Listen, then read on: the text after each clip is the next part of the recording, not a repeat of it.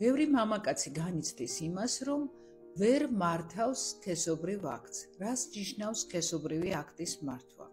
მამაკაცს უნდა შეეძლოს სქესობრივი აქტის მართვა. ეს იმას ნიშნავს, რომ მას პენეტრაციის შემდეგ ფრიქციები ჰქონდეს რამდენხანსაც უნდა და ეიაკულაცია ჰქონდეს მაშინ, როცა მას უნდა და როცა ის ჩათვლის საჭიროდ. იმის გამო, რომ მამაკაცი ვერ ახერხებს საკუთარი სქესობრივი აქტის მართვას, ამიტომ მას აქვს ნაადრევი ეიაკულაცია ან პირიქით გვიანი ეიაკულაცია. და რას ნიშნავს ეს? ანუ ათავებს ძალიან სწრაფად, ან პირიქით დიდხანს ვერ ათავებს და შეიძლება საერთოდ ვერ გაათავოს. პირველ რიგში აღვნიშნოთ, რა არის ნორმალური, ანუ რამდენხანს უნდა მიმდინარეობდეს სქესობრივი აქტი პენეტრაციის შემდეგ. არ არსებობს ესეთი ციფრი განსაზღვრული, რომ ამაზე მეტი არ უნდა იყოს, ან ამაზე ნაკლები არ უნდა იყოს.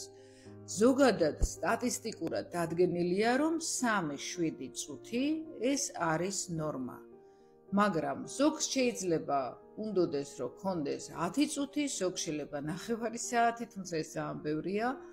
ზოგს შეიძლება 9 წუთიც საკმარით სია ზოგისთვის, უბრალოდ პარტნიორებისთვის მე ამას გულისხმობ, იმიტომ რომ აქ საუბარია არა მხოლოდ მამაკაცის, ესე ვთქვათ, კომფორტზე, არამედ პარტნიორის კომფორტზეც, ხო? აი ის ხანგრძლივობა უნდა იყოს, რომელიც აკმაყოფილებს ორივეს. აქედან გამომდინარე, მამაკაცმა უნდა ისწავლოს სქესობრივი აქტის მართვა და რა უნდა გააკეთოს ამისთვის. ამისთვის საჭიროა, რომ მამაკაცმა გაიაზროს, რა შეიძლება იყოს მიზეზი იმის, რომ აქვს ნაადრევი ეიაკულაცია, ან პირიქით ვერ ათავებს დიდხანს. როგორ უნდა გაიაზროს, უნდა იცოდეს მიზეზები, რა შესაძლო მიზეზები შეიძლება იყოს და გააანალიზოს, აქვს თუ არა, მას შესაძლოა თუ არა ეს მიზეზი ჰქონდეს მას. აი მაგალითად, თუ მამაკაცს აქვს იშვიათი სქესობრივი კონტაქტი, თქვა თვეში ერთხელ, ან თუნდაც ზოგს ორ კვირაში ერთხელ, ესეც ინდივიდუალურია, ხო?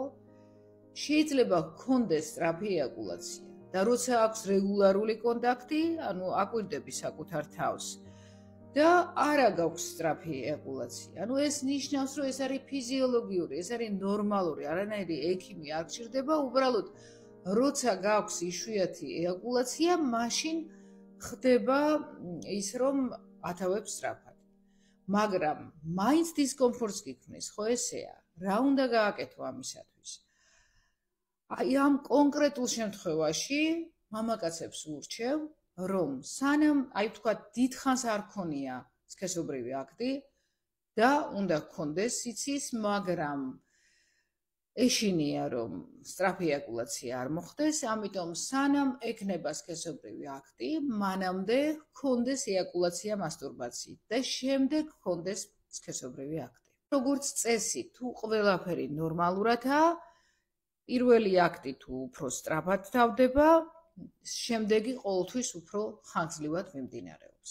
კიდევ ბევრი რჩევები მაქვს და ამის შესახებ შემდეგ ვიდეოებში მოგიყვებით.